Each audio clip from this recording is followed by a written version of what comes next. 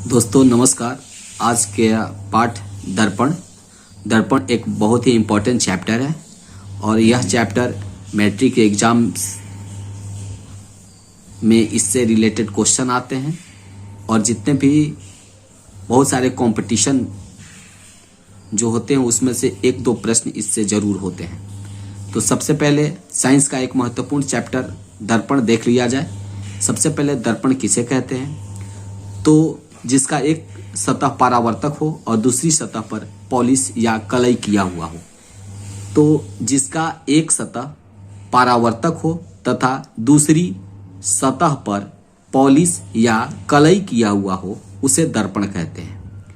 तो दर्पण का परिभाषा हम लोग जान चुके हैं कि एक सतह पर, जैसे इसका देखा जाए, इस आकृति को देखा जाए तो इसके एक सतह पर पॉलिश किया हुआ है और दूसरा सतह चमकीला है यानी परावर्तक सतह है, तो इसे हम दर्पण कहते हैं। अब दर्पण मुख्य रूप से दो प्रकार के होते हैं। पहला जो होता है वह अवतल दर्पण, दूसरा जो होता है उत्तल दर्पण। तो सबसे पहले हम अवतल दर्पण के बारे में समझने का प्रयास करेंगे। अवतल दर्पण जिस दर्पण का परावर्तक सतह धंसा हुआ हो उसे अवतल दर्पण कहते हैं। अब धंसा हुआ क्या होता है इस फिगर में हम जानते हैं। तो ये दर्पण हुआ, दर्पण के एक साइड में जो उठा हुआ है उधर तो पॉलिश किया हुआ है, लेकिन जो परावर्तक सतह यानी जो चमकीला सतह है उसके बीच में देखिए धंसा हुआ है। तो जिस दर्पण के बीच में धंसा हुआ हो उससे हम अवतल दर्पण कहते हैं। क्लियर हो गया? दर्पण कहते हैं। अब हम चलते हैं उत्तल दर्पण की ओर। तो उत्तल दर्पण जिस दर्पण का परावर्तक सतह उठा हुआ हो, यानी कि दो सतहें होती हैं, तो एक सतह जो उठा हुआ हो वह परावर्तक होना चाहिए, चमकीला होना चाहिए और उसके दूसरी ओर साइड पॉलिश किया हुआ होना चाहिए। ये देखिए पॉलिश किया हुआ है, इस साइड ये पॉलिश किया हुआ है, देखिए पॉलिश किया हुआ भाग है और ये उठा हुआ जो प्रतीत हो रहा है वह परावर्तक सतह है। तो उत्तल दर्पण आसानी से हम परिभाषा में जान सकते हैं कि जिसका भाग उठा हुआ हो, ऊ से उठा हुआ और ऊ से उत्तल, बहुत ही आसानी से समझ सकते हैं। ऊ से उठा हुआ और ऊ से उत्तल, और जिसका भाग धंसा हुआ हो उसे अवतल। तो यदि आपको उत्तल की परिभाषा याद हो गई कि जिसका परावर्तक सतह उठा हुआ हो उसे उत्तल दर्पण और जिसका परावर्तक सतह धंसा हुआ हो उसको अवतल दर्पण कहते हैं। तो इस प्रकार से हम दोनों में अंतर आसानी से समझ सकते हैं। अब दर्पण के कुछ मुख्य बिंदु होते हैं। सबसे पहले आते हैं ध्रुव पर, दर्पण का ध्रुव जिसे हम P के द्वारा सूचित करते हैं। तो गोलीय दर्पण के परावर्तक पृष्ठ के केंद्र को दर्पण का ध्रुव कहते हैं। ये गोलीय दर्पण हो गया, एक अवतल दर्पण है, एक उत्तल दर्पण है। तो गोलीय दर्पण के परावर्तक पृष्ठ के केंद्र को दर्पण का ध्रुव कहते हैं। ये आपका गोलीय दर्पण है। इसका एक बीच सेंटर होगा, बीच मध्य बिंदु होगा और इसी मध्य बिंदु को दर्पण का ध्रुव कहा जाता है। क्लियर? इस तरीके से अब अगले पॉइंट पर चलते हैं। तो देखिए वक्रता केंद्र, वक्रता केंद्र को हम C के द्वारा सूचित करते हैं। इसकी परिभाषा होगी गोलीय दर्पण का परावर्तक सतह जिस गोला का भाग रहा होगा उसके केंद्र को वक्रता केंद्र कहते हैं, जिसे C के द्वारा सूचित किया जाता है। देखिए ये जो उत्तल दर्पण और अवतल दर्पण है यह किसी भी एक गोला का आधा भाग है या आधा से छोटा भाग है।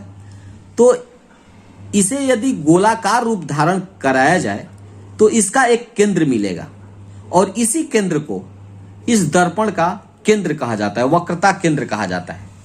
तो इस प्रकार से वक्रता केंद्र को हम C के द्वारा निरूपित करते हैं। अब चलते हैं वक्रता त्रिज्या की ओर। अगला पॉइंट है वक्रता त्रिज्या। दर्पण के ध्रुव तथा वक्रता केंद्र के बीच की दूरी को वक्रता त्रिज्या कहते हैं। दर्पण का ध्रुव और वक्रता केंद्र के बीच की दूरी को हम वक्रता त्रिज्या कहते हैं। देखिए ये आपका दर्पण हो गया, दर्पण का ध्रुव P है और इस दर्पण का वक्रता केंद्र C है और इनकी बीच की दूरी को हम वक्रता त्रिज्या कहा जाता है। चूंकि ये दर्पण जो है किसी गोला का भाग रहा होगा और इसका एक सेंटर रहा होगा, इस सेंटर को वक्रता केंद्र कहते हैं और वक्रता केंद्र से इस P के बीच की दूरी को त्रिज्या, चूंकि ये एक गोला वृत्त हो गया, इसकी त्रिज्या R कोई रेडियस हो गया, R के द्वारा सूचित किया जाता है।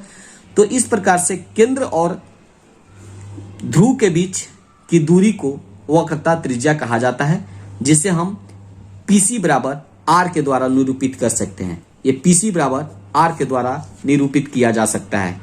इस प्रकार से वक्रता त्रिज्या भी हमारा कंप्लीट हो गया। अब हम आगे की ओर चलते हैं। मुख्य अक्ष क्या होता है?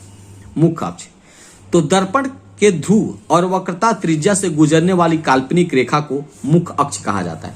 ये देखिए आपका दर्पण हो गया, दर्पण का ध्रुव P है और यह वक्रता केंद्र C है और इन दोनों को मिलाने वाली सीधी रेखा जो एक काल्पनिक रेखा होती है, इसे हम मुख्य अक्ष कहते हैं।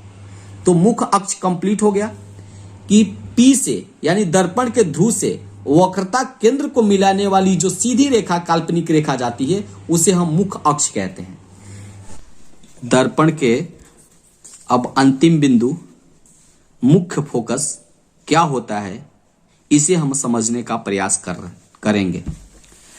तो सबसे पहले मुख्य अक्ष के समानांतर अनंत से आने वाली किरणें, मुख्य अक्ष के समानांतर अनंत से आने वाली किरणें परावर्तित होकर मुख्य अक्ष के जिस बिंदु से होकर गुजरती है वह उसे मुख्य फोकस कहा जाता है।